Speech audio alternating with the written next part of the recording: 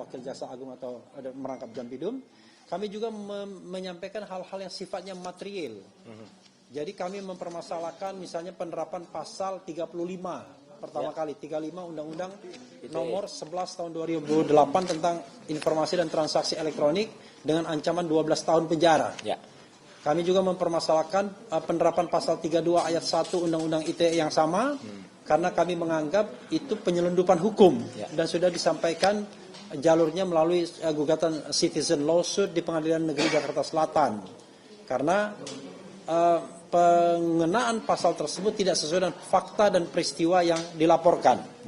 Dan memang tidak ada pembahasannya sama sekali ya. Mas Didit sebagai ahli ketika dimintai keterangan itu tidak mendapatkan keterangan apapun tentang mengapa pasal 32 ayat 1 dan pasal 35 itu dikenakan. Ya, kawan-kawan sekalian. Demikian juga pengenaan undang-undang ITE lainnya, pasal 27A, pasal 28 ayat 2, kami menganggap hal tersebut juga tidak patut dikenakan kepada klien kami, baik Mas Roy maupun Dr. Tifa.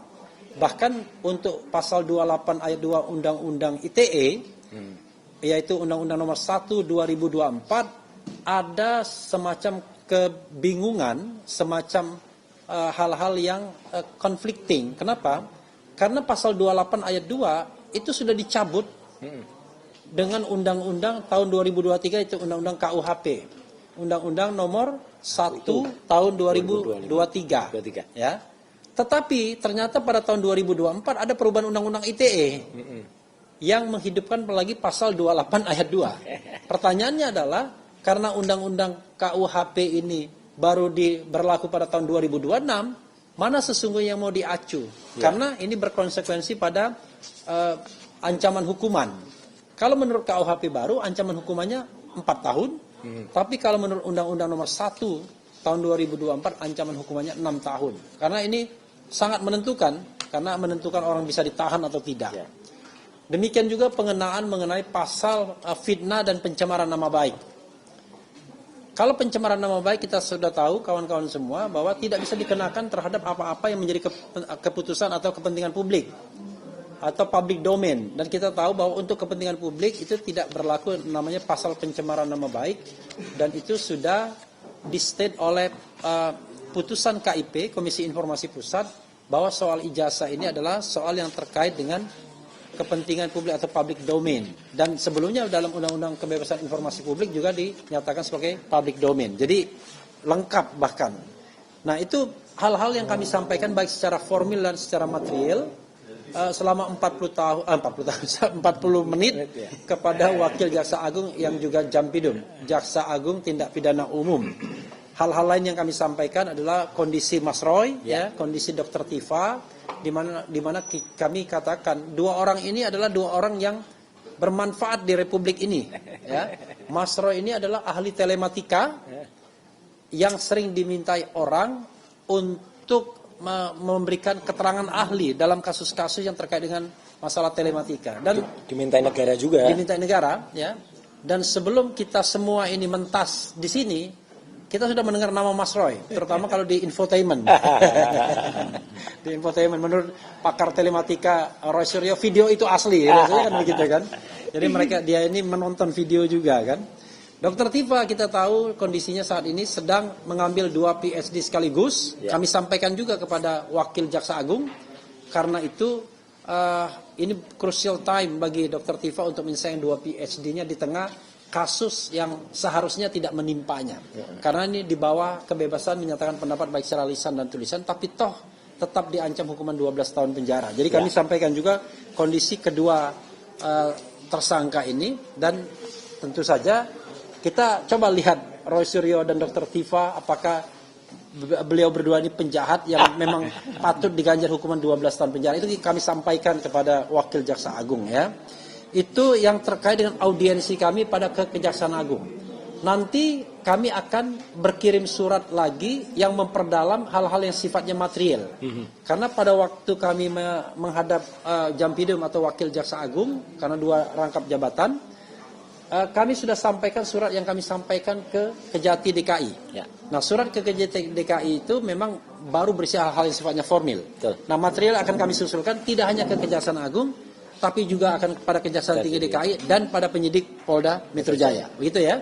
Untuk melengkapi, saling melengkapi apa yang menjadi perkembangan kasus ini.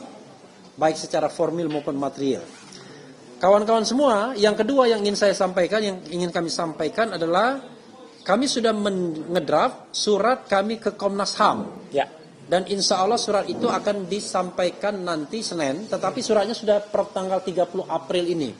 Karena berdasarkan tanggapan Komnas HAM, surat itu harus sudah disampaikan 15 hari kerja. Nah, 15 hari kerja itu insya Allah belum jatuh tempo pada tanggal 4 Mei nanti. Tapi suratnya sudah kami buat tertanggal 30, tapi soal teknis besok libur, maka kemudian baru akan disampaikan pada tanggal 4 Mei nanti.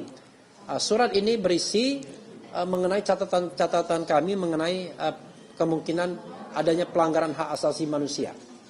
Sebagai contoh misalnya, lampaunya waktu dalam pengembalian berkas perkara P19 yang lebih dari 70 hari.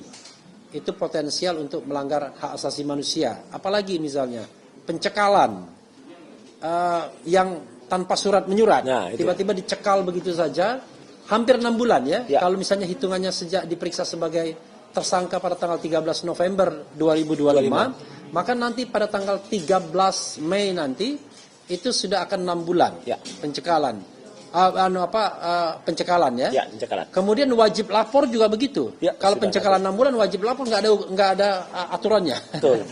Jadi tadi Dr. Tifa yang kita dengar adalah dia dari rekan Ramdansyah, dia mengatakan bahwa Dr. Tifa masih wajib lapor hari ini, ya. Dan kemudian dia bilang ini berkasnya sudah di mana? Sudah dilimpahkan kemana? Sudah ke kejaksaan. Apakah saya tidak perlu wajib lapor lagi? Mengingat berkasnya sudah dilimpahkan ke kejaksaan.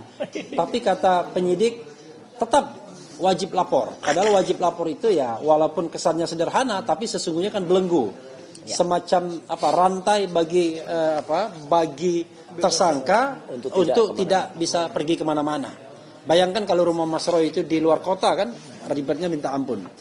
Itu mengenai surat kami ke Komnas HAM dengan potensi pelanggaran hak asasi manusia yang mungkin terjadi ya. Kemudian kawan-kawan semua, kami juga menyampaikan surat ke Komisi 3 DPR. Surat itu sudah kami sampaikan per tanggal 29 April 2026 kepada Komisi 3, dan saya juga sudah WA bahkan menelpon Habibur Rahman. Unfortunately, kalau dulu dijawab sekarang enggak, belum. Jadi Bapak Adinda ya, karena masih muda ya, dan juga saudara Habibur Rahman ini rakyat Indonesia ya yang masih terikat dengan soal-soal terkait dengan ijazah palsu, ingin menghadap Komisi 3 dan mengadukan apa-apa yang perlu diadukan. Ini suratnya saya bacakan nanti, atau Ramdan yang mau membacakan? Boleh. Nah, nanti Ramdan bacakan surat ke Komisi 3-nya ya. Oke. Kemudian, dan kami berharap bahwa Komisi 3 mau menerima kami. Ya. Masa kasus biasa saja mau diterima, kasus yang begini nggak mau diterima ya kan? Ya. Ini menurut saya aneh. Padahal rekan-rekan media sekalian tahu kan, selama setahun ini kasus ini menghiasi media massa, tetapi kok DPR adem ayem saja. Kemudian tadi sudah kami katakan bahwa sekali lagi ya Mas Roy dan Dr. Tifa mengatakan ya, tentu melalui kami kuasa hukumnya atau penasihat hukumnya karena ini kasus pidana, kami minta hentikan kasus ini. Hentikan kasus ini bukan karena Mas Roy Dr. Tifa minta maaf, RJ, bukan RJ Restoratif Justice, tetapi karena proses penyelidikan dan penyidikan kasus ini sudah melanggar berbagai ketentuan peraturan perundang-undangan. Ya, karena itu kami minta hentikan. Soal bagaimana pembuktian ijazah Jokowi, ya nanti kita berharap akan ada forum yang lebih memadai yang memang dimaksudkan untuk pembuktian tersebut. Sudah ada forumnya, minimal citizen lawsuit yang ada di Surakarta yang saat ini masuk dalam tahap banding. Jadi masih ada mekanisme banding karena kemarin itu dinyatakan tidak dapat diterima oleh CNO. Jadi walaupun pokok perkaranya diperiksa, toh putusannya tetap tidak dapat diterima oleh CNO, tidak mempertimbangkan pembuktian yang ada. Jadi kawan-kawan semua, kalau ada yang mengatakan kami sudah menang 4-0, 5-0 dan nggak ada. Karena belum ada forum pengadilan manapun yang membuat putusan tentang asli tidaknya ijazah ini. Nah, hal yang sama tidak akan terjadi juga pada seandainya kasus Mas Roy ini dilimpahkan ke pengadilan. Tidak akan ada juga pembuktian ijazah palsu atau asli. Yang ada adalah Mas Roy bersalah melakukan fitnah atau tidak, bersalah melakukan ujaran kebencian atau tidak, bersalah melakukan pencemaran nama baik atau tidak, mengedit dokumen agar tampak asli atau tampak otentik atau tidak. Jadi tidak akan ada yang namanya statement dari pengadilan bahwa ijazah itu asli atau palsu. Makanya saya pribadi pernah mengatakan pendekatan off of the court, di luar pengadilan untuk menyelesaikan kasus ini. Seperti yang dikatakan oleh Pak Yusuf Kala, ya tunjukkan saja ijazahnya kalau memang yakin ada ijazah asli. Walaupun kemudian ada satu meme dari media sosial, saya katakan, tolong dengarkan ini. Kalau ijazah saya asli, ini pura-pura Jokowi, Pak Jokowi. Kalau ijazah saya asli, saya tidak perlu termul. Saya tidak perlu buzzer. Saya tidak perlu lawyer. Saya tidak perlu polisi. Saya tidak perlu pengadilan. Saya tidak perlu UGM. Saya tidak perlu mempermalukan sanak saudara anak dan saudara dan anak keluarga saya. Saya tidak memerlukan keluar duit. Kalau ijazah palsu, karena very easy. Asli. If you have an original document, just to show to people, and then selesai, ya kan? Dan kalau seandainya memang kemudian mau diteliti, itu juga silakan. Ada yang mengatakan, Mas Roy mengatakan 99,9%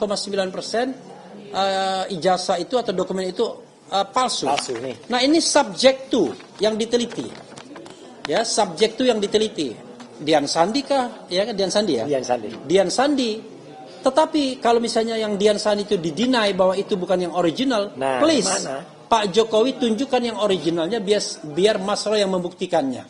Kan tidak mungkin kalau yang diakui sebagai original tidak pernah ditunjukkan lalu tiba-tiba beban pembuktian diberikan kepada Mas Roy.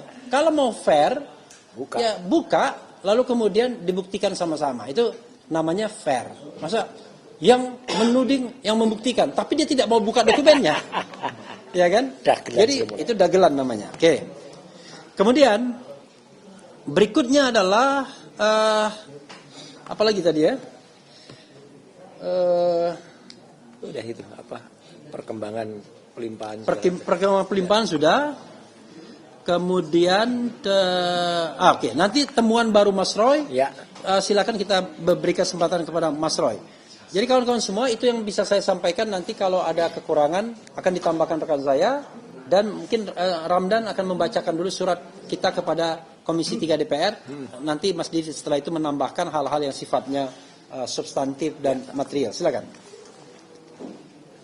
Terima kasih rekan Refli Harun, kawan-kawan semua. Ini kita sudah sampaikan surat kepada Komisi 3 DPR RI, dan ini sebenarnya ada surat yang kesekian. Artinya kami sudah melakukan bersurat, tetapi atas nama institusi yang sebelumnya, misalnya Bala RRT, tapi sekarang hanya Troya ya, Troy Tifa Roy Advocates. Surat sudah diterima tanggal 29 April 2026. Di sini ada Nina yang menerima, tapi saya akan bacakan surat ini pada kawan-kawan semua. Pada yang terhormat Bapak Habibur Rahman SHMH, Ketua Komisi 3 DPR RI di Jakarta, perihal permohonan rapat dengar pendapat umum RDPU dengan Komisi 3 DPR RI. Dengan hormat, kami sampaikan salam dan semoga Bapak Habibur Rahman selalu dalam lindungan Allah Subhanahu wa taala dalam menjalankan tugas konstitusional. Sehubungan dengan pelanggaran hukum yang dilakukan penyidik Polda Metro Jaya dalam melakukan penyidikan atas laporan polisi Joko Widodo pada tanggal 30 April 2025 dalam dugaan tindak pidana pencemaran nama baik atau fitnah yang saat ini sudah ada dalam tahap pra penuntutan. Dengan ini kami menyampaikan permohonan audiensi dengan Komisi 3 DPR RI untuk menyampaikan aspirasi kami sebagai warga negara yang menjadi korban pelanggaran hukum. Kami mengharapkan peran Komisi 3 DPR RI untuk menjalankan fungsi pengawasan atas proses penegakan hukum yang melanggar 1. Undang-Undang Nomor 1 Tahun 2023 tentang Kitab Undang-Undang Hukum Pidana KUHP yang baru, Undang-Undang Nomor 20 Tahun 2025 tentang Kitab Undang-Undang Hukum Acara Pidana, Kemudian Undang-Undang Nomor 11 Tahun 2008 tentang Informasi dan Transaksi Elektronik, sebagaimana telah diubah dengan Undang-Undang Nomor 1 Tahun 2024 dan Undang-Undang 31 Tahun 2014 tentang Perlindungan Saksi dan Korban oleh penyidik Polda Metro Jaya. Besar harapan kami, semoga permohonan audiensi ini dapat diterima untuk diagendakan dalam rapat dengar pendapat umum DPR RI terkait kasus hukum yang kami hadapi. Karena yang kami dapatkan informasinya, masa persidangan akan dimulai kembali pada tanggal 12 Mei 2026. Sehingga kami berharap di masa-masa persidangan awal kami sudah diterima karena ini terkait dengan soal kepastian hukum. Berikutnya, demikian surat ini dibuat untuk menjadi pertimbangan Bapak untuk menerima kami. Atas perhatiannya diucapkan terima kasih. Hormat kami KRMT Suryo Noto Diprojo ditandatangani dan kemudian Dr. Tifawizia Tiasuma ditandatangani. Nah, untuk itu ini sudah kami sampaikan, terdeliver dengan baik dan berharap semoga Ketua Komisi 3 DPR RI atau Wakil Ketua Komisi bisa menerima kami sehingga kami bisa menyampaikan segala hal terkait dengan prinsipal kami. Demikian, makasih. Oke, ya tadi surat kepada DPR. Ada yang mengatakan begini, wah ini Mas Roy sama Dr. Tifa minta kasus perkara dihentikan karena tidak ada buktinya. Ngaco itu. Buktinya seabrek. Mulai dari dokumen Dian Sandi, dokumen Sigit Sunarta, dokumen Dirtipidum, kemudian dokumen banyak dari KPUD dan KPU Jakarta, KPU RI, kemudian fenomena Kasmujo. Kemudian barangkali 709 dokumen yang sedang kami minta daftarnya melalui gugatan atau permohonan kami nanti ke Komisi Informasi Pusat. Jadi kalau dibilang tidak ada buktinya, banyak sekali buktinya. Bahkan waktu Dirtipidum mengadakan press conference baru ketahuan ternyata Joko Widodo itu cuma tamat sarjana muda. Tapi apakah Joko Widodo itu sama dengan Jokowi Presiden? Nah, ini juga persoalannya. Apakah foto yang diijazah itu adalah foto Jokowi? Itu juga persoalannya. Mas Roy mengatakan ini bukan foto Jokowi, ya, tapi foto Joko Widodo mungkin. Tapi Joko Widodo yang bukan Jokowi. Itu salah satunya ya. Jadi wartawan, media tidak perlu bingung mengikuti ini karena memang sederhana pembuktian ijazah asli atau tidak.